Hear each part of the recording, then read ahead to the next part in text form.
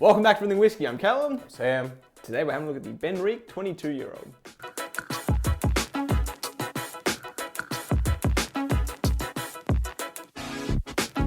Alrighty, so this is a cool one because it's cool because we can't find really much about it at all.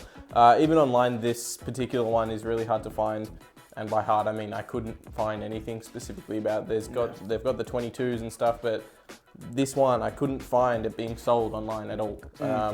So it's the Triple Distilled, 3 cask mature. So it's sherry cask, bourbon cask, and virgin oak cask. Yep. Speyside. Benraich as the distillery is not like anything special, but they're in general a relatively trusted, decent brand. Yeah.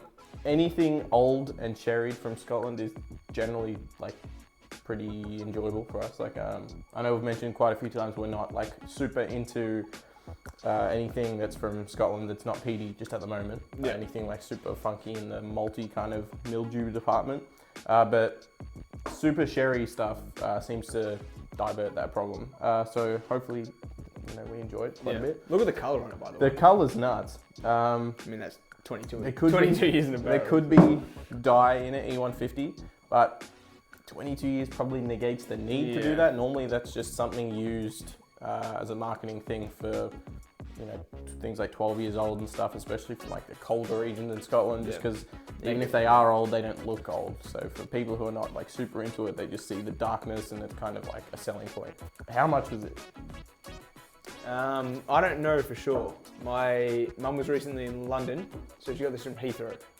Yeah. So that probably explains why we can't find it anywhere over here. It's probably it might be a travel exclusive. Maybe, but normally you can still find it online at some point. I think she paid like £170, which is basically like double $350-ish here. So it's a lot. That's like something we would be especially hesitant to put down that kind of money especially for like a Scotch, basically. Like a bourbon, we still probably would question it, but it'd be a lot easier to go for. That amount is like not something we would like. It's nothing to sneeze at. It's a decent amount of money. A lot of work. Yeah. So proof-wise, it's 46.8. Yep. Which is fine. It's anything above 40 is we're going to be appreciative of. Normally like 50 is the sweet spot for us. 46, nothing wrong with that. It's extremely sherried and like candied fruit almost. It's definitely that deep dark kind of fruitiness. Lots of plums, raisins. Rich and caramelized. Yeah, I'm getting a date, like that sticky date pudding heavily. A little bit of like kind of almond flour or what? I don't know. It's like that kind of, I don't know. I'm getting chocolate orange. What's the brand? The actual oranges, the Terry? Terry's, yeah. Terry's chocolate orange, yeah. Yeah. My dad's birthday next week. I'm gonna get him one of those. Mother's Day coming up as well. We should give it back. Whiskey. Give your mum back that. Re-gift it. Half empty. Yeah, it's got a nice orange note to me. Yeah. Now you say that. It's really citrusy. It's nice. It is citrusy. A lot of fruit. The maltiness is there, but it's not killing me like it does with some other ones.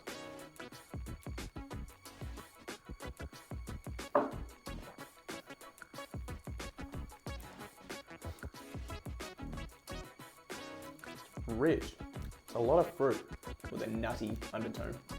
It's kind of reminding me of a Dalmore, like that waxy walnut bitterness.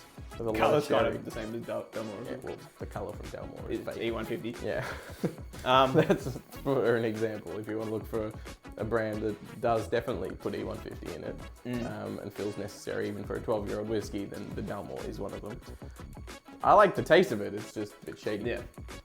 I got a weird note on the nose now. I'm getting a really like a bitter, like a Brazil nut, like a bitter waxy kind of nut. See that, yeah. I'm getting sherbet now on those. The more I go back, I'm not getting that. It's still like dark. It's more of a kind of a earthiness though. Like it's quite, earthy, like kind of this, I don't know, not, I don't know how to describe it, wet hay, like that maltiness that we're not fond of is like there, but it's not taking over, it's not crazy. I'm definitely getting orange rind still. This is the closest that we have found from Benraich that matches the The batch one, the batch cask one strength, cask. It's obviously not as That was like raisiny alcoholic. and like salted raisins. That's why I enjoyed it, because it was like cranked up. I feel like when we get cask strength from Scotch, it starts tasting salty, and like I really enjoyed it because that one was pretty sherried as well. Your mum bought that one as well, didn't she? That one, yeah. She's getting paid off by Benraich. It's starting to lead towards coffee for me. That dark chocolate, dark bitterness, to the coffee note. Yeah. Crap, I had a note there for a second. No, for me the nose is better. I agree. Yeah. Than the like age, the uniqueness that's coming from how old this is presenting a lot more on the nose than the palate. Yeah. It's a lot more rounded, and it's again unique, like things that you don't often get unless you start going quite high in age. The palate has got some of those notes, but it's not as dramatic, and it's a bit more typical of just like an old Highland or Speyside. Yeah. The nose is really, for me, like got that really deep, dark caramelized fruit note. I'm getting like a heavy raw sugar taste now. Raw sugar. Just like this is like after the finish is kind of like gone. Just like that. I don't know how to describe it. Just raw sugar. I don't know.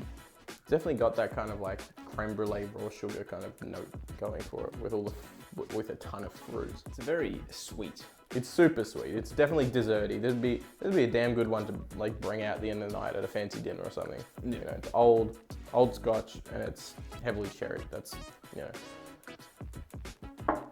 I don't know. I like this. Money wise, like this is not generally where I like to put my money in regards for whiskey. This is the kind of whiskey I would imagine that you put in a decanter, especially when you're fast or if you have a decent amount of money. Yeah, because it's quite nice. I like it, but it's got a good colour behind it. It's just not where I'm going to put my money. If I'm putting $300 or so I'd go towards whiskey, it's not going to be this kind of whiskey. Benriach, but that's where I'd go. This bought for me or brought out for me to drink, I'm going to appreciate. It's good. I enjoy this whiskey, but yeah, it's just not exactly where I taste the lying, because we're kind of on the bourbon train, which we have been for quite a while now. But it's just your palate change. Like it's like when you get into Isla, you start really enjoying it, and then you go back to Speyside and you kind of get bored by it. It's kind of how we have been. Yeah. So instead of like staying at Isla, we poured it over and started getting into American whiskey. So yeah, it was pretty good. So if you're ever around and you have a chance to buy it, probably going to be duty free, but maybe like if you're in a whiskey bar or something, they might have it. But definitely give it a try. But otherwise, if you enjoyed this episode of Everything Whiskey, leave us a like. If you want to see future episodes from us, maybe consider hitting that subscribe button. If you do, we'll see you next one. Cheers.